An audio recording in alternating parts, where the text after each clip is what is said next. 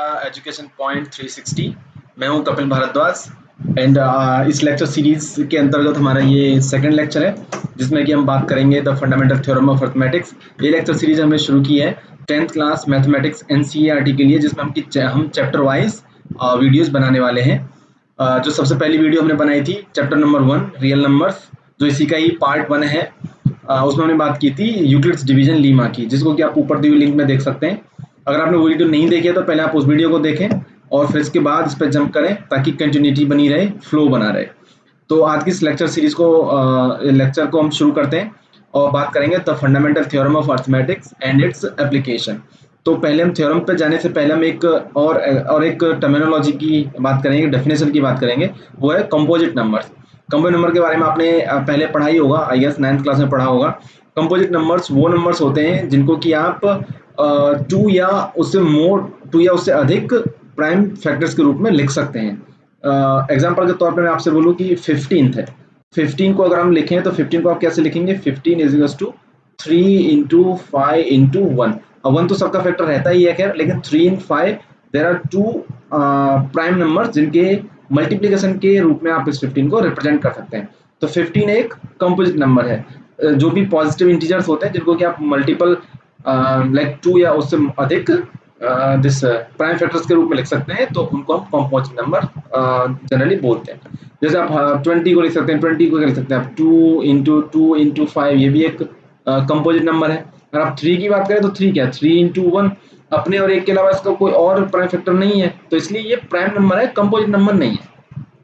तो the fundamental theorem of arithmetics की अभी हम बात करें तो उसको बिल्कुल सिंपल वर्ड्स में अगर हम बात करें तो वो it is nothing but just multiplication. और उससे भी बेहतर टर्म अगर मैं यूज करूँ तो वो होगा आपका फैक्टराइजेशन, जो कि आप आई थिंक 7th क्लास से ही करते चले आ रहे हैं, लेकिन वो आज हम एक थ्योरम के रूप में उसको पढ़ेंगे और उसके क्या क्या एप्लीकेशन हो सकते हैं उनके बारे में बात करेंगे। जैसे यहाँ पे ये नंबर है 1771, आपके 7 इंटू 11 इंटू 23, ये कंपोजिट नंबर है, ये कंपोजिट नंबर है, ये कंपोजिट नंबर है, ये सब कंपोजिट नंबर्स हैं। कंपोजिट नंबर की बात हो गई। अभी हम बात करते हैं फंडामेंटल थ्योरम ऑफ अर्थमेटिक की। तो फंडामेंटल थ्योरम ऑफ अर्थमेटिक आपके ये जो कंपोजिट नंबर्स के फैक्टर्स हैं उनके बारे में कुछ डेफिनेशन बताती है, कुछ इंपॉर्टेंट फैक्ट बताती है। वो क्या है उसके लिए हम एक एग्जांपल लेते हैं। जैसे 100 है, 100 को अगर हम बात करें तो 100 को आप कैसे लिख सकते हैं? 100 लिख सकते हैं आप 2 इंटू 2 इंटू 5 इंटू 5।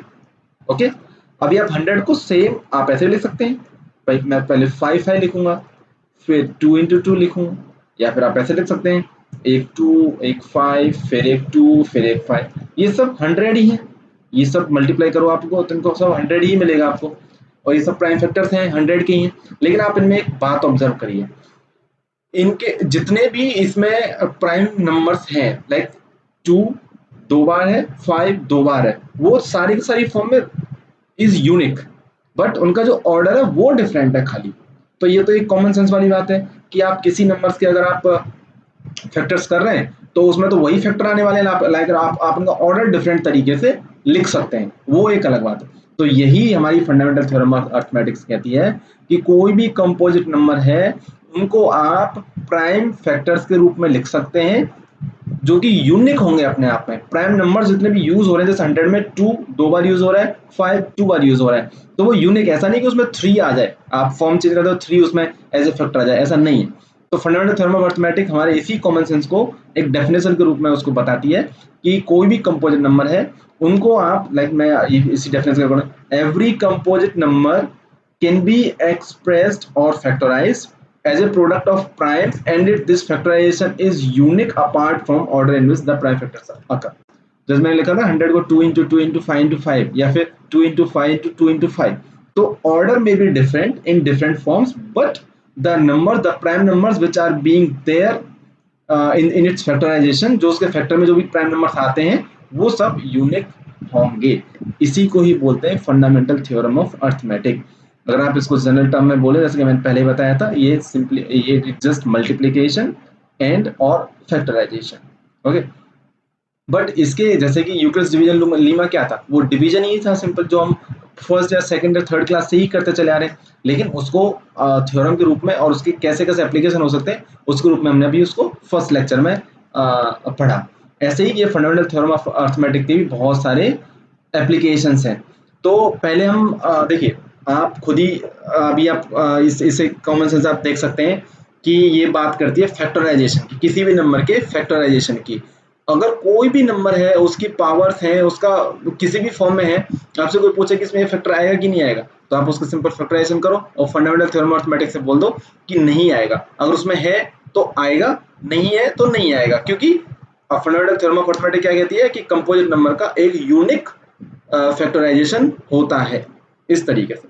तो अगर हम आगे एप्लीकेशन की बात करें, तो जैसे फर्स्ट एप्लीकेशन जो यूनिकनेस के ऊपर है, जो यूनिक वर्ड जो इसमें यूज हुआ है फंडामेंटल थ्योरम ऑफ अर्थमेटिक में, कि वो जो फैक्टराइजेशन होता है वो बहुत ही यूनिक होता है अपने आप में, except for the order of factors. तो अभी हम जैसे इस फॉर एन एग्जांपल हम बात करें कि 4 की पावर n है, 4 की पावर n, हमें नहीं पता कि 4 की पावर n एग्जैक्टली नंबर क्या होगा ये, क्योंकि n की वैल्यू कैन वेरी, उसके हिसाब से फैक्टर पूरा बदल जाएगा। अगर ये n की वैल्यू 2 है तो ये 8 हो जाएगा, अगर n की वैल्यू 3 है तो ये नो, अगर 2 है तो ये 16 हो जाएगा, सॉरी इसको कट करते हैं, ये 16 हो जाएगा, अगर ये 3 है तो ये 64 हो जाएगा, इस तरीके से। तो हमें नहीं पता कि n की वैल्यू क्या है, लेकिन इसमें क्या पूछा है कि आप इसमें ये बताइए कि ये कभी, ये नंबर जो 4 की पावर n है, for any value of n, क्या ये कभी इसका जो लास्ट डिजिट है वो 0 हो सकता है? अब इसको करने के लिए हम यूज करेंगे फंडामेंटल थ्योरम ऑफ अर्थमेटिक की जो यूनिकनेस जो प्रॉपर्टी है फैक्टराइजेशन की, उसका। कैसे? देखिए, 4 की पावर n को आप अगर जो भी फैक्टर हमको पता है उसके ले सकते हैं, 2 इंटू 2 की पावर n। तो ये जो नंबर है 4, उसके सिर्फ क्या है, दो ही फैक्टर है, 2 इंटू 2। और आपको पता है कि अगर आपको 0 चाहिए किसी भी नंबर में तो उसमें 2 and 5 should be together. 2 into 5 आपका 10 होता है।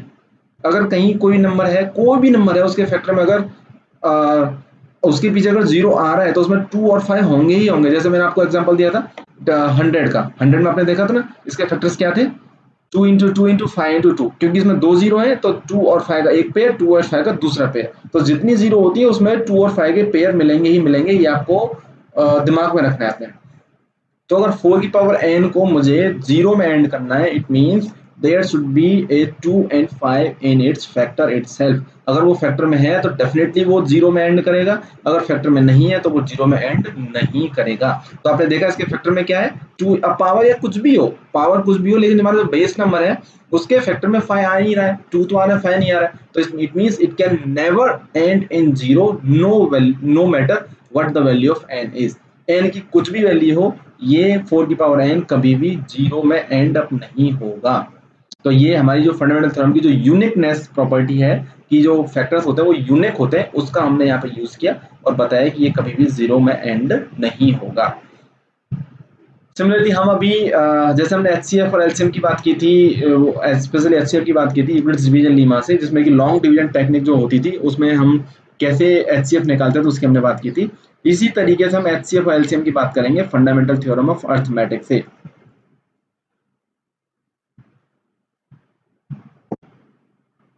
तो कैसे? फंडामेंटल थ्योरम ऑफ अर्थमेटिक आपको फैक्टराइजेशन के बारे में बताती है। तो अगर हम एक डेफिनेशन के तौर पे बात करें, जैसे कि ये अगर हम ले लें ये 6 एंड 20, इसका एलसीएम और एचसीएफ मुझे लेना है। मैं स्ट्रिक्टली फॉलो कर रहा हूँ एनसीईआरटी को, तो मैं हर एग्जांपल एनसीईआरटी से ही लेने वाला हूँ।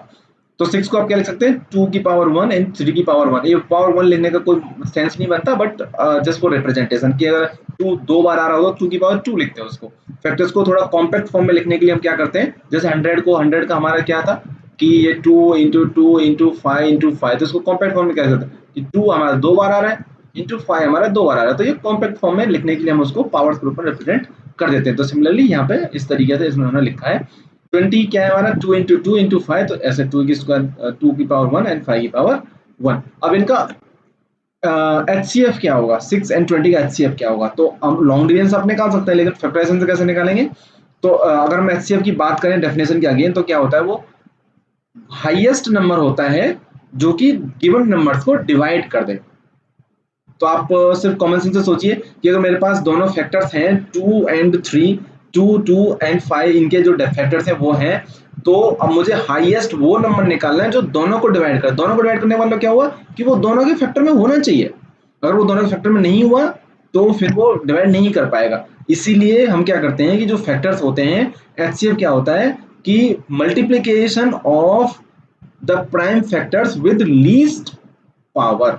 यहाँ पे देखो 2 की पावर कितनी है, इसीलिए यहाँ पे पावर के टर्म में लिखा था 2 की पावर यहाँ पे 1 है। यहाँ पे कितनी है, 2 की पावर 2 है। यहाँ पे कितनी है, 5 की पावर 1 है, 3 की पावर 1 है। तो मैंने क्या कहा, फैक्टर्स में से जो लीस्ट पावर है हमको उसको लेना है, क्योंकि लीस्ट पावर लेने का मतलब क्या हुआ कि हम दोनों में से कॉमन ले रहे हैं। एचसीएफ का मतलब ये होता है कि एचसीएफ दोनों को डिवाइड करे, तो दोनों के फैक्टर में से हमें कॉमन लेना है। तो 2 की पावर 1 है, 2 की पावर 2 है, तो इसमें से लीस्ट पावर कौन सी है, 1 है, तो हमने सिर्फ 2 की पावर 1 हमने ले लिया। 3 यहाँ पे है लेकिन यहाँ पे नहीं है तो हमें नहीं लेना है, 5 यहाँ पे है लेकिन यहाँ पे नहीं तो हमें नहीं लेना है। तो हम क्या लेंगे, कॉमन फैक्टर जिनकी की लीस्ट पावर। लेकिन वही एलसीएम क्या होता है, लीस्ट नंबर जिसमें गिवन नंबर्स का डिवीजन जाए, लीस्ट नंबर जिसमें कि गिवन नंबर्स का डिवीजन जाए। तो उसके लिए हमें क्या करना पड़ेगा, जैसे कि एचसीएफ हमने बोला कि हम उन नंबर्स को लेंगे दोनों में जो कॉमन हो और इनकी पावर लीस्ट हो। यहाँ पे क्या लेंगे, जो हाईएस्ट पावर जिनमें होगी नंबर्स की उन सबका हम मल्टीप्लीकेशन करेंगे। जैसे आप 6 और 20 में देखो 2 यहाँ भी है यहाँ भी है, लेकिन पावर किसकी बड़ी ज्यादा है, इसकी ज्यादा है, तो हमने 2 की पावर 2 लिया। 3 यहाँ भी है यहाँ पे नहीं है, नहीं है तो हम इसको क्या लिख सकते हैं, 3 की पावर 0, जो नहीं उसको 3 पावर 0 लिख सकते हैं, 1 होता है। तो 3 पावर 0 3 पावर 1 में कौन सा बड़ा है, 1 बड़ा है, तो 3 पावर 1 ले लिया। अब 5 की पावर 1, 5 की पावर देखो यहाँ पे नहीं है लेकिन यहाँ पे है, तो इसलिए हमने यहाँ पे, मैं लिख देता हूँ यहाँ पे जस्ट ऐसे, क्या लिख सकता हूँ, 5 की पावर 0। तो इसमें दोनों बड़ा कौन सा, ये बड़ा है, तो इसलिए ये हमने ले लिया। तो सिंपल एचसीएफ निकालना है तो दोनों फैक्टर्स में कॉमन नंबर देखो उसकी भी स्मॉलेस्ट पावर आप लोग मल्टीप्लाई करो, एचसीएफ आएगा।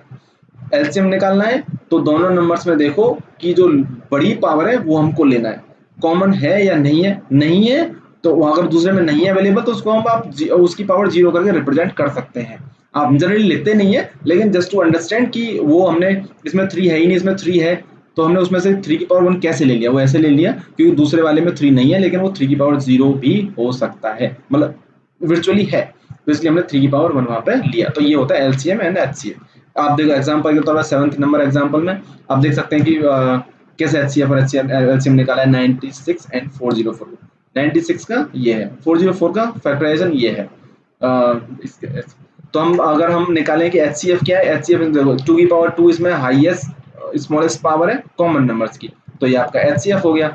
और जो एलसीएम होगा, एलसीएम क्या होगा इसमें, एलसीएम क्या होगा इसका, 2 की पावर 5 क्योंकि ये बड़ी है, इंटू 3, 3 क्योंकि इसमें है इसमें नहीं है ये आएगा, 101 इसमें है इसमें नहीं है तो ये भी आएगा। तो आप अगर इसका मल्टीप्लाई करेंगे तो आपको यही मिलने वाला है। अब यहाँ पे जो इन्होंने किया है वो एक इक्वेशन का यूज किया जो आपने ऑलरेडी पढ़ी हुई है, लेकिन मैं आपको जस्ट रिकॉल करा दूं कि LCM LCM and HCF of two number, कौन सा number, two number, any two number A and B, यहाँ भी ए और बी का एलसीएम ये क्या है, ए इंटू बी नंबर के बराबर ही होता है। आप इसको जो फैक्टर हमने बात की थी लीस्ट पावर और हाईएस्ट पावर, उससे भी आप इसको इमेजिन कर सकते हैं, क्योंकि एचसीएफ हमने क्या लिया था कि लीस्ट पावर ले ली थी, एलसीएम में क्या लिया था, हाईएस्ट पावर ले ली थी। तो हमारी सारी पावरें दोनों में इंक्लूड हो गई, अगर दोनों का मल्टीप्लाई करेंगे तो लीस्ट पावर भी आ गई, हाईएस्ट पावर भी आ गई, दोनों का मल्टीप्लाई किया, इसका मतलब हुआ कि हमने दोनों नंबर्स के पूरे पूरे फैक्टर्स का मल्टीप्लाई किया। अब दोनों फैक्टर्स का मल्टीप्लाई कर रहे हैं, इसका मतलब क्या हुआ, वो दोनों के नंबर के मल्टीप्लिकेशन के बराबर होगा। ये सिंपल, आप कॉमन सेंस इसको आप समझ सकते हैं। अगर समझ में ना आया हो तो आप इसको कमेंट सेक्शन में लिखें तो हम उसको और अच्छे से एक्सप्लेन करेंगे, ये सिर्फ कॉमन सेंस वाली बात है। देखिए ऐसे ही यहाँ पे ये एचसीएफ ऑफ 66, 7 एंड 20, याद रखना ये थ्योरम सिर्फ और सिर्फ 2 नंबर्स के लिए है, 2 से ऊपर नंबर्स के लिए नहीं। ऐसा नहीं कि आप ए बी सी नंबर है तो आप बोल रहे हैं LCM of ABC HCF of ABC equals to A into B into C, नहीं वो गलत है, ये सिर्फ 2 नंबर के लिए वैलिड है, वैलिड फॉर, मैं आप लिख देता हूँ valid for 2 numbers only, not for not more than that। जैसे यहाँ पे 3 नंबर है तो सिंपल हम फैक्टराइजेशन से गए, 6 का फैक्टराइजेशन 672 का एंड 120 का, और वही लीस्ट पावर को लिया, छोटी पावर को लिया हमने हाईएस्ट कॉमन फैक्टर एचसीएफ, बड़ी पावर को लिया हमने this lowest common factor this LCM के लिए। यह बात हो गई। अभी एक्सरसाइज है उसी बेस्ड पे आपने देखो इसको आप प्रोडक्ट के रूप में लिख सकते हैं, प्राइम फैक्टर्स के रूप में। सेकंड नंबर क्वेश्चन में आपको बोला है कि आप इसको वेरीफाई करिए, इस इक्वेशन को आप इजीली कर सकते हैं, एलसीएम निकालो, एचसीएफ निकालो फैक्टराइजेशन थ्योरम से, और वहां पे आप बराबर रख सकते हैं। यहाँ पे बाय प्राइम फैक्टराइजेशन थ्योरम ये 3 नंबर का है, आप आराम से जो लीस्ट पावर है उनको कॉमन लेके वो एचसीएफ होता है, और हाईएस्ट पावर होती है उनका मल्टीप्लिकेशन एलसीएम होता है, यहाँ पे आप निकाल सकते हैं। देखिए HCF is equals to 9, find LCM of this. आपको HCF दे रखा है, 2 नंबर दे रखे हैं, तो आप इजीली थ्योरम लगा के वो A into B LCM into HCF लगा के आप यहाँ पे दूसरा नंबर वो एलसीएम निकाल सकते हैं।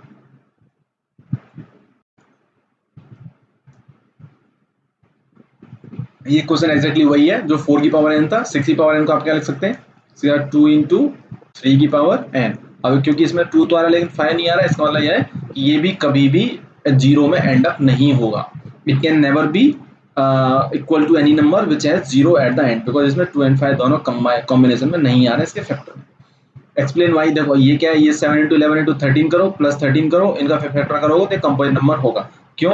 क्योंकि देखिए 7 इंटू 11, अगर आप इसको मैं करके देखूँ, आप खुद भी कर सकते हैं, जिसमें आपको हिंट दे देता हूँ। 7 इंटू 11 कितना हो गया, 77 इंटू 13 और प्लस 13, आप इनका मल्टीप्लाई करेंगे, 13 7 91 और 9 981 प्लस प्लस 30, ये होगा आपका 4 9 एंड 9 994। आप इसको फैक्टर्स के रूप में लिख सकते हैं। देखिए एक तो फैक्टर्स का 2 ही हो जाएगा, और फिर उसके बाद और भी इसके फैक्टर 2 इंटू 2, 2 बार इसका फैक्टर, जैसे दो क्या होगा, अगर इसको हम 2 से काटे तो क्या आएगा, 4 टाइम्स 9 टाइम्स एंड 7 टाइम्स, इस तरीके आप इसको भी आगे काट सकते हैं। तो ये एक multiplication of 2 and more prime numbers के रूप में होगा, तो इसलिए इसको हम कंपोजिट नंबर बोलेंगे। सिमिलरली आप इसको भी सॉल्व कर सकते हैं इजीली। अब देखिए ये यहाँ पे क्या है, ये एक लाइक अर्थमेटिक क्वेश्चन है कि एक पाथ है अराउंड गोल पाथ है, जिसमें कि जो सोनिया है वो आपकी लेती है 8 मिनट, सोनिया अपने लिए 18 मिनट्स लेती है, और 1 राउंड ऑफ द फील्ड पूरा करने, और रवि लेता है 12 मिनट। अगर हम आप रवि की बात करें इसी का वो करते हुए, तो रवि लेता है आपका 12 मिनट, और suppose they would start at the same time, वो एक ही पोजीशन स्टार्ट करते हैं, तो ये तो आगे भाग जाएगी, ये थोड़ा पीछे रह जाएगा। लेकिन ये क्या आगे जा रही है, पीछे पीछे आ रहा है, लेकिन एक ऐसा वक्त आएगा कुछ राउंड्स के बाद कि ये आगे चल के इसको पीछे से कैच कर ले, तो एक पॉइंट पे जाके फिर से वो मिलेंगे, तो वो कितने टाइम बाद मिलेंगे। तो हमारा अगेन इसमें क्या है, after how many minutes will they meet again. देखिए दोबारा मिलने का मतलब क्या हुआ, जैसे हाँ आपको एलसीएम और एचसीएफ की, हमको एलसीएम निकालना है कि एचसीएफ निकालना है, ये आपको इस एग्जांपल से आपको समझने की कोशिश करनी चाहिए। कि देखिए इसमें एलसीएम, मैं कहूँगा इसमें एलसीएम निकालना है, जल्दी कोई भी बोलेगा इसमें एलसीएम निकालना है, आप आराम से क्वेश्चन सॉल्व कर दोगे और ये खत्म हो जाएगा। लेकिन एलसीएम ही को क्यों निकालना है, उसका सेंस क्या है। उसका सेंस ये है, अगर आप एलसीएम की डेफिनेशन पे जाएं, जब भी कहीं भी आपको डिफिकल्टी आए, go to the definition directly और वहां से उसको समझने की कोशिश करिए। एलसीएम क्या होता है आपका, highest common factor, sorry lowest common factor. इसका मतलब क्या हुआ कि ऐसा नंबर जिसमें कि दोनों का भाग चला जाए कॉमन तरीके से, कौन सा दोनों के लिए वो डिविजिबल हो वो नंबर। अब देखिए ये क्या है, यहाँ पे एक जो राउंड है ये पूरा, ये एक वो नंबर है जिसमें कि डिवीजन जाना है 18 डिवीजन, उस नंबर में 18 का भी डिवीजन जाना है पूरा पूरा, तभी तो वो पूरा एक राउंड कंप्लीट करेगी। 12 का भी जाना है, 12 तब भी एक राउंड कंप्लीट करेगा। तो कितने राउंड बाद और एक कितने समय बाद वो दोनों फिर से मिलेंगे। तो राउंड हम किसके काट रहे हैं, एक एक सर्कल का, और आप उसको बोलते हैं पेरीफेरी बोल सकते हैं उसके, और दो दो रनर हैं वो जो उसके राउंड पर राउंड काटे हैं। तो कितने टाइम बाद वो मिलेंगे, वो उतने टाइम बाद मिलेंगे जिस टाइम में इन दोनों के टाइम का कॉमन डिवीजन चला जाए, कंप्लीट डिवीजन चला जाए। कंप्लीट डिवीजन जाने का मतलब है कि वो एक राउंड पूरा एक ऐसा टाइम आएगा जिसपे कि वो दोनों के दोनों सेम पॉइंट पे आके फिर से मीट करें। यहाँ पर अगर हम एचसीएफ की बात करते हैं तो एचसीएफ क्या करता है, हाईएस्ट कॉमन फैक्टर जिसका उसमें डिवीजन जाए। तो इसमें जिसका डिवीजन जाने के लिए क्या है, इसमें राउंड का डिवीजन थोड़ा ना देंगे 18 और 12 में, तो इसलिए इसमें हम एलसीएम निकालेंगे। तो ऐसा नहीं सिर्फ आपको रटना नहीं है कि वो लीस्ट आ जाए तो हम एलसीएम निकालते हैं, वो हाईएस्ट आ जाए तो हम एचसीएफ निकालते हैं, वो कुछ हमारे दिमाग में भर देते हैं लोग, उस तरह से नहीं। आप उसको इस सेंस में लेके चलिए, डेफिनेशन के तौर पर आप उसको समझने की कोशिश करिए। अब देखिए नेक्स्ट टॉपिक है हमारा रिविजिटिंग इरेशनल नंबर। अभी तक हमने रैशनल नंबर की बात की थी। इरेशनल नंबर क्या होते हैं, इरेशनल नंबर को जस्ट हम थोड़ा सा देख लें कि जिनको कि P बाई Q की फॉर्म में नहीं लिखा जा सकता, उनको हम बोलते हैं इर्रेशनल नंबर। ठीक है, तो इर्रेशनल नंबर कौन सा इर्रेशनल नंबर होगा उसको प्रूव करने के लिए ये fundamental theorem of arithmetic is very very very important. तो उससे पहले हम एक और थ्योरम की बात करेंगे, थ्योरम 1.3 यहाँ पे जिसको बोल रखी है। मैं पहले आपको थ्योरम स्टेट कर देता हूँ, उसके बाद आप उसको मैं समझाऊंगा। बहुत ही अगेन ये कॉमन सेंस है, सारी थ्योरम जनरली कॉमन सेंस होती है। अगर आप कॉमन सेंस तरीके से उसको सोचेंगे, आप सिर्फ मैथमेटिक इक्वेशन के हिसाब से सोचेंगे तो डाइजेस्ट करने में डिफिकल्टी होती है, लेकिन आप उसको कॉमन सेंस और एक कॉमन तरीके से आप उसको समझने की कोशिश करेंगे तो उसको समझना बहुत ईजी होता है, फिर उसका एप्लीकेशन करना बहुत ईजी होता है। तो देखिए इसमें थ्योरम क्या कहती है, इफ ए प्राइम नंबर, कोई भी प्राइम नंबर है ए, अगर वो और उसका जो स्क्वायर होगा वो ए स्क्वायर होगा, उसका हमने स्क्वायर कर दिया ए स्क्वायर।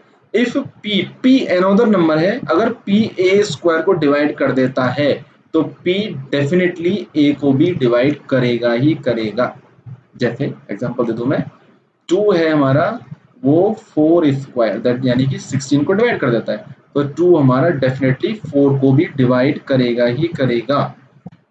देखो कॉमन सेंस वाली, पहले मैं इसको आपको फंडामेंटल थ्योरम ऑफ अरिथमेटिक से समझाऊंगा, फिर आपको इसको कॉमन सेंस से मैं आपको डाइजेस्ट कराने की कोशिश करूंगा। अब कोई भी नंबर है ए, पहले हम इसको प्योर मैथमेटिक्स में बात करेंगे। ए है, उसके में फैक्ट ए क्या है, कोई भी कंपोजिट नंबर है ना, कोई भी, तो उसके प्राइम फैक्टराइजेशन तो होंगे ही होंगे। तो ए क्या है, मैं मान लेता हूँ इसके प्राइम फैक्टर, अब मुझे नहीं पता कितने हैं, तो इसके एन प्राइम फैक्टर है, तो मैं बोलूँ कि P1 है, P2 है, P3 है, इस तरीके से इसके n number of prime factors हैं। अब देखिए ए स्क्वायर क्या हो जाएगा आपका, ए स्क्वायर क्या, और आपको पता है फंडामेंटल थ्योरम ऑफ अरिथमेटिक्स से कि किसी भी कंपोजिट नंबर के जो फैक्टर्स होते हैं वो यूनिक होते हैं, ऑर्डर में भी डिफरेंट बट वो यूनिक होते हैं अपने आप में।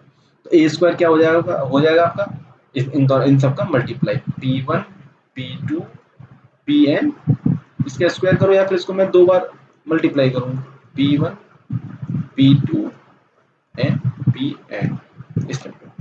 अब सपोज करो कोई नंबर P है, P हमारा क्या कर रहा है, A को डिवाइड कर रहा है, ए स्क्वायर को, सॉरी P हमारा ए स्क्वायर को डिवाइड कर रहा है। ए स्क्वायर को डिवाइड करने का मतलब क्या है कि P should be in its factor, जो इसके ए स्क्वायर के जो फैक्टर्स हैं उसके अंदर P होना चाहिए। जैसे मैं कहूँ कि 5 हमारा 20 को डिवाइड करता है, कैसे, तो आप अगर 20 के फैक्टर्स यहाँ पर लिखोगे तो क्या हो जाएगा, 5 इंटू 2 इंटू 2, तो देखिए 5 इसके फैक्टर में आया या नहीं आया। तो that is a common sense कि अगर आपको किसी नंबर, मैं कहूँ कि ये नंबर इसको डिवाइड करता है तो डेफिनेटली उसके फैक्टर्स में वो नंबर शामिल होना चाहिए, तभी तो वो डिवाइड करेगा। इसी तरीके से या ए स्क्वायर के फैक्टर्स में ये पी भी हो, इन जब P1 P2 Pn या P1 P2 Pn, ये तो दोनों सेम ही है, इनमें से कोई ना कोई P हमारा ऐसा है जो P के बराबर होगा। और फंडामेंटल थ्योरम ऑफ अरिथमेटिक क्या कहती है कि जो क्या कहते हैं, जो फैक्टर्स होते हैं वो यूनिक होते हैं अपने आप, यूनिक होते हैं। इसका मतलब क्या हुआ कि P will be A part of A square factors, and क्योंकि ए स्क्वायर क्या है, ए इंटू ए, तो ए के फैक्टर्स क्या हैं ये, और ए के फैक्टर्स क्या हैं ए, और ये यूनिक हैं। इनमें अगर एक P है तो इसका मतलब क्या हुआ कि P अगर ए के फैक्टर में आ रहा है, क्योंकि ये क्या है, ये डेफिनेटली ए है, ये ए है, अगर इन टोटल फैक्टर में आएगा तो मतलब P is a part of this factor, any of this number. अगर इनके नंबर में वो है तो इसका मतलब क्या होगा कि वो ए को डिवाइड करेगा ही करेगा। या तो आप ऐसे बोलो कि कोई नंबर किसी को डिवाइड कर रहा है तो वो उसके फैक्टर में होगा, लाइक 5 20 को डिवाइड करेगा तो 5 उसके फैक्टर में होगा। या फिर मैं ऐसा कहूँ कि किसी नंबर के फैक्टर में कोई नंबर है तो वो उसको डिवाइड करेगा, जैसे कि 5 20 के फैक्टर में है तो 5 20 को डिवाइड करेगा ही करेगा, बोथ आर सेम थिंग ना। That's what we are doing it here कि P is a part of this factor, and since it is unique because of fundamental theorem of arithmetic, so P is a part of the factor of A itself. अगर P is a part of the factor of A itself, it means P आप A को भी divide करेगा ही करेगा। तो इसका मतलब क्या हुआ कि अगर P A स्क्वायर को डिवाइड करता है तो P ए को भी डिवाइड करेगा ही करेगा। ये बहुत इंपॉर्टेंट होने वाली है ये थ्योरम हमारे आगे के एप्लीकेशन में, जहाँ पे हम प्रूव करते हैं कि ये गिवन नंबर इरेशनल है कि नहीं। हम एग्जांपल लेते हैं रूट 2 से कि रूट 2 हमारा इरेशनल है कि नहीं है, जो यहाँ पे लिखा हुआ है हम उसी के बारे में, उसी से मैं आपको समझाऊंगा कि रूट 2 हमारा इरेशनल है, ये हमको प्रूव करना है। देखिए अगर इसको प्रूव करना है तो हम डायरेक्टली बोल दें, या तो एक तो तरीका ये है कि हमें उसके बारे में कुछ एनालिटिकल इन्फॉर्मेशन है जिससे हम बोल दें कि हाँ भाई ये इरेशनल है, लेकिन हमको नहीं पता है कि ये इरेशनल है कि नहीं है, और इरेशनल नंबर के बारे में ज़्यादा जानते नहीं, लेकिन रैशनल के बारे में बहुत अच्छे से जानते हैं। तो क्योंकि हमें पता नहीं है तो हम इसको बोल दें कि हमें जो पता है वो वही उसको बोलते हैं, हम बोलते हैं कि इरेशनल था, ये तो रैशनल नंबर है। और अगर ये रैशनल नंबर है तो हमको उस बारे में बहुत कुछ पता है, तो वो प्रॉपर्टी इससे मैच होनी चाहिए। लेकिन वो प्रॉपर्टी नहीं मैच हो रही, even after we are saying कि ये रैशनल नंबर है, तो इसका मतलब क्या होगा, वो इरेशनल हो जाएगा। रैशनल नहीं है, देखिए दो ही सेट होते हैं, तो हो सकते हैं रियल नंबर के, या तो रैशनल या इरेशनल। अगर हम किसी को रैशनल बोल रहे हैं और वो रैशनल की प्रॉपर्टी फॉलो नहीं कर रहा है तो वो इरेशनल ऑटोमेटिकली हो गया, क्योंकि उसके अलावा कोई कैटेगरी है ही नहीं। ठीक है, अभी के लिए तो रूट टू को हमने रैशनल मान लिया, जहां पे आप, क्योंकि रैशनल के बारे में बहुत कुछ जानते हैं, रैशनल के बारे में कुछ भी नहीं जानते हैं एज ऑफ नाउ। ठीक है, तो रूट टू अब क्योंकि रूट टू रैशनल है तो रूट टू को हम क्या लिख सकते हैं, क्योंकि हमने पता है कि ये पी वाई क्यू की फॉर्म में लिखा जा सकता है, तो ए बाई बी, और ए एंड बी आर को प्राइम। हाँ, एक और डेफिनेशन है को प्राइम नंबर। को प्राइम नंबर क्या होते हैं, जिनका की जो कॉमन फैक्टर होता है वो एक के अलावा कोई कॉमन फैक्टर नहीं होता। जैसे 2/3 ये को प्राइम है दोनों, क्योंकि इनका कोई फैक्टर नहीं है। जो वही मैं बोलूँ 4/8 तो ये को प्राइम नहीं है, बिकॉज इनका कॉमन फैक्टर क्या है, 2 × 2/4, और इनका कॉमन फैक्टर क्या है, 1/2, इस तरह। तो ये को प्राइम नहीं है, दिस इज नॉट को प्राइम, दिस आर को प्राइम, इनका कोई और कॉमन फैक्टर नहीं होता। अब देखिए यहाँ पर हमने क्या किया कि ये रूट टू को हमने ए बाई बी लिख दिया, क्योंकि हमने इसको रैशनल नंबर मान लिया है। रैशनल नंबर हमने जस्ट मैथमेटिकल ऑपरेशन किया, और B into root two, B root two is two A. अब हम इस थ्योरम का यूज करेंगे, जिसमें कि हमने कहा था कि अगर पी ए स्क्वायर को डिवाइड करता है, कोई नंबर अगर किसी के स्क्वायर को डिवाइड करता है, तो वो नंबर उस नंबर को भी डिवाइड करेगा। तो यहाँ पर हमने लिख दिया, दोनों तरफ स्क्वायर किया तो हमारा इक्वेशन क्या आ गई, ये आ गई 2b² = a²। अब यहाँ पे देखिए 2b² = इसका मतलब क्या हुआ कि ये कोई नंबर है, प्राइम नंबर है ऑफ कोर्स, और ये भी प्राइम नंबर है। इसके आगे अब a² क्या है हमारा, 2 × b²। कोई नंबर है, लेकिन 2 तो इसके फैक्टर में आ रहा है, नहीं आ रहा है। हमने क्या कहा था फंडामेंटल थ्योरम ऑफ अरिथमेटिक में कि अगर फैक्टर में कोई नंबर आ रहा है तो वो उसको डिवाइड करेगा। इसका मतलब क्या हुआ है कि 2a को डिवाइड करेगा, a² को डिवाइड करेगा। अगर 2a² को डिवाइड करेगा तो ऊपर वाली थ्योरम से क्या हो जाएगा कि 2 will divide a as well. इसका मतलब क्या हुआ कि 2 is a factor of a। ये हमारा एस्टेब्लिश हो गया इस तरीके से। सिमिलरली हम जो ये 2b² आया, हम इसको अगेन स्क्वायर कर दें। स्क्वायर करने में कोई हर्ज थोड़ा ना। तो ये क्या हो जाएगा, आप इसको सॉल्व करेंगे तो b²= 2²। तो सिमिलरली जो हमने लास्ट आर्गुमेंट दिया था उसके हिसाब से हम कह सकते हैं कि ये जो 2 है वो b का भी फैक्टर है, b का भी फैक्टर है। Okay, like 2 is a factor of b², तो वो b का ही फैक्टर हो जाएगा। अब 2a का भी फैक्टर हमने क्या कहा था, √2 = a/b, और a/b हमने क्या बोला था, को प्राइम नंबर। लेकिन को प्राइम में तो कोई कॉमन फैक्टर होना नहीं चाहिए, लेकिन अभी हमने देखा कि ए का भी 2 फैक्टर है और बी का भी 2 फैक्टर है। अब दोनों का सेम फैक्टर है, कौन है, तो ये को प्राइम नहीं हुआ। ये को प्राइम नहीं हुए तो this form is not valid, और ये वैलिड नहीं है। इसका मतलब क्या हुआ कि √2 a/b, और a/b नहीं है। इसका मतलब क्या हुआ, यही हमने डेफिनेशन दी ना रैशनल नंबर की, कि अगर वो a/b के बराबर नहीं होगा, p/q की फॉर्म में नहीं लिखा सकता, तो वो इर्रेशनल नंबर होता है। सिमिलरली आप √3 के लिए देख सकते हैं, सेम प्रोसीजर एब्सोल्युटली। वहां पर 3 कॉमन फैक्टर आ जाएगा, तो मतलब वो इरेशनल नंबर है। 2 और 3 को हम इरेशनल नंबर ऑलरेडी प्रूव कर चुके हैं। अब उसके बाद ये जो 5 माइनस √3 इनको प्रूव करना बहुत ही ईजी है। अगेन उसको सेम इसको आप वो इरेशनल नंबर माना, तो यहाँ पर आप सिंपल इसको एडजस्ट कर सकते हैं और देखेंगे कि ये √3 के बराबर क्या हो गया आपका, दिस इज योर √3। अब क्योंकि हमने माना था ए और बी प्राइम नंबर है, तो ये जो होगा this will again be a p/q form. अगर ये p/q फॉर्म है, अब बट हम √3 को हम प्रूव कर चुके हैं कि ये इरेशनल नंबर है, तो इरेशनल नंबर p/q के बराबर कैसे हो सकता है, नहीं हो सकता। तो ये रॉन्ग अजम्पशन है, हमारा रॉन्ग अजम्पशन है। तो इसका मतलब क्या होगा, 5 minus √3 is also a irrational number. Similarly आप यहाँ पे 3:3 √2 के बारे में भी प्रूव कर सकते हैं सेम तरीके से।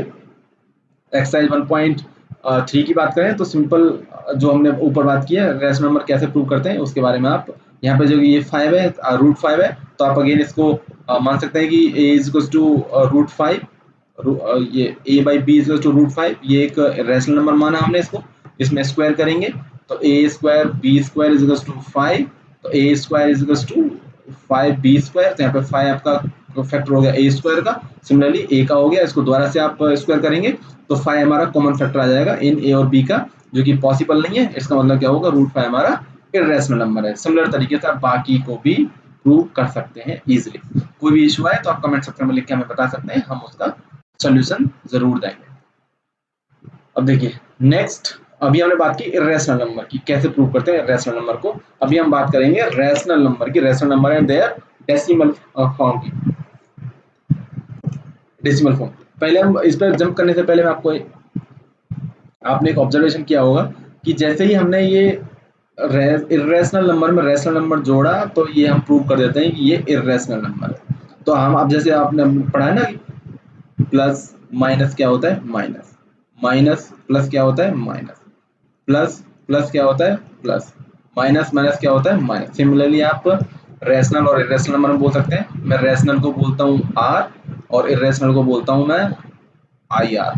रिप्रेजेंट थोड़ा अजीब है लेकिन फिर भी। तो देखिए रैशनल को अगर आप इरेशनल के साथ जोड़ेंगे तो वो हमेशा इरेशनल नंबर होगा, ये हम प्रूव कर चुके हैं।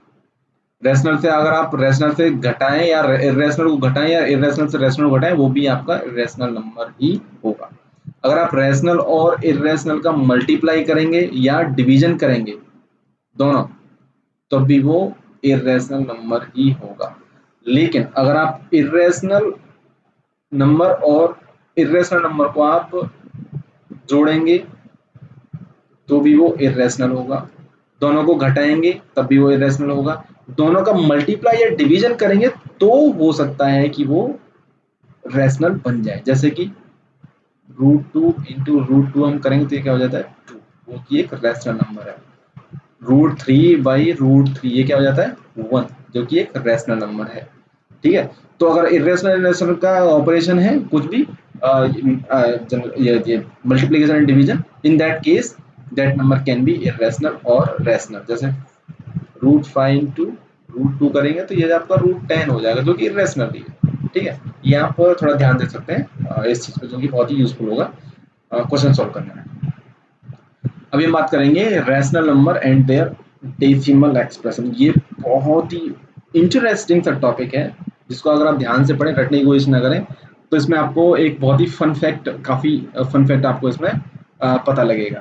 देखिए आज तक हम डिवीजन देते चले हैं, हमने कभी ये ऑब्जर्व किया कि जिनका भी हम डिवीजन देते हैं उनकी जो डिनोमिनेटर होता है वो हमेशा 2 और 5 के टर्म में ही क्यों होता है।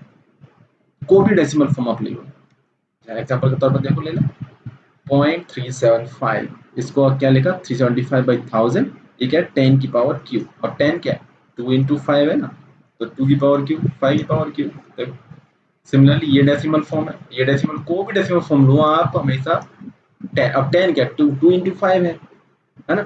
ये एक बहुत ही इंपॉर्टेंट ऑब्जर्वेशन है। आप यहाँ से और भी आगे एग्जाम्पल लेते हैं, देखो जैसे जो 375 है यहाँ पे, इसको हमने सॉल्व करते करते ऐसे लिख दिया 3/2 की पावर 3, 3/2 की पावर 3, बट इसको हम 5 की पावर 3 से मल्टीप्लाई करते हैं, 5 की पावर 3 से मल्टीप्लाई करते हैं, तो 3 इंटू 5 पावर 3, 2 की पावर 3 इंटू 5 की पावर 3, तो ये क्या है, 2 और 5 की फॉर्म में है।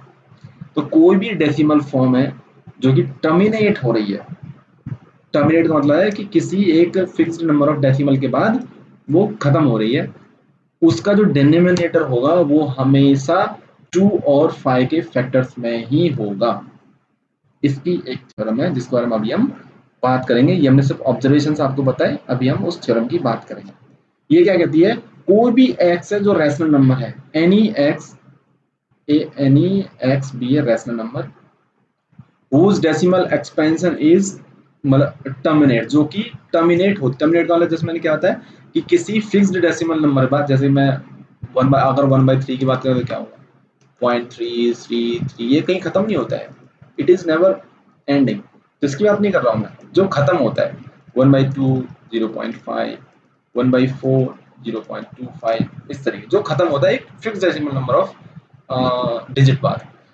हम उनकी बात करें जो टर्मिनेट होता है, तो उनकी जो क्यू की जो फॉर्म होती है वो हमेशा 2 की पावर m और 5 की पावर m होती है। 2 की पावर m मतलब 2 और 5 के टर्म में ही उसकी क्यू की फॉर्म होगी ही होगी। ये हम डिवीजन इतने मतलब बचपन से करते चले आ रहे हैं, लेकिन ये कभी हमने ऑब्जर्व नहीं किया कि जितने भी नंबर हैं, डेसिमल नंबर हैं, उन सबका जो डिनोमिनेटर होता है वो 2 और 5 के टर्म में ही होता है। इससे हमें एक बहुत ही इम्पोर्टेंट हम चीज़ें कर सकते हैं, वो भी हम आगे बताने वाले हैं। देखो जैसे यहाँ पे 3/8 रेशनल नंबर है, ये टर्मिनेट होगा तो देखो ये फाइनली इसी फॉर्म में आगे नहीं आ गया, 2 × 3 इस तरीके से। ये कोई भी नंबर आप ले लो जो टर्मिनेट आपका हो रहा है।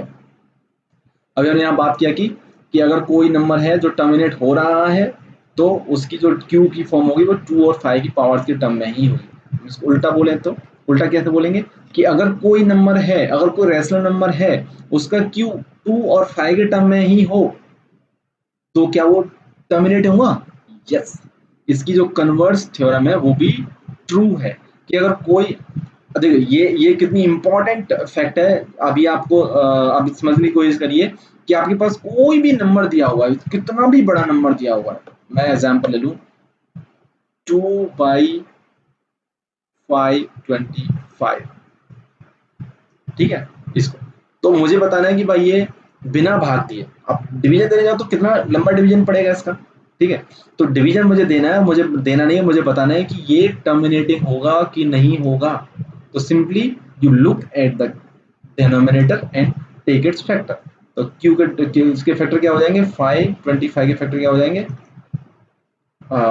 इसको कर लेते हैं 5, एक 5 होगा 125, कितना हो जाएगा 525 का फैक्टर, जस्ट सेकेंड, ये क्या हो जाएगा 5 से काटा 505 105, फिर ये 3 से कटेगा 315, फिर ये 7 से कटेगा, फिर ये 5 से कटेगा। तो देखिए ये क्या हो गया आपका 5 × 3 × 7, 5 मतलब 5 दो बार आया तो स्क्वायर हो गया। अब देखिए इसका जो डिनोमिनेटर है, this is not only in 5 और 2, इट हैज 3, इट हैज 7। तो आप इसका डिवीजन कितना भी देके देख लो कैलकुलेटर में या कहीं भी, ये कभी भी टर्मिनेट नहीं होगा, इसकी जो फॉर्म होगी वो नेवर एंडिंग होगी। तो इसका मतलब क्या हुआ कि आप बस एक रैशनल नंबर देखो, आप उसको देखते ही बता सकते हैं कि ये टर्मिनेट होगा कि नहीं होगा। ये इस थ्योरम का एप्लीकेशन है। तो देखिए जैसे 1/7 है, 1/7 नॉन टर्मिनेटिंग है, 1/3 नॉन टर्मिनेटिंग है, क्योंकि उनके जो डिनोमिनेटर है उसमें 2 और 5 ही नहीं आ रहे हैं, खाली बाकी अदर प्राइम नंबर्स भी आ रहे हैं।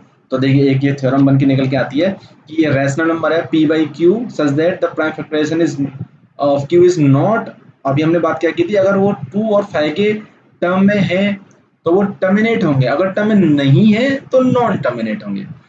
दिस डेफिनेशन इज रियली आप इसको बस दिमाग में रख लीजिए कि अगर आप कोई भी रेशनल नंबर आप देखो, उसकी सिर्फ क्यू के फैक्टर करो, आप कुछ नहीं करना है।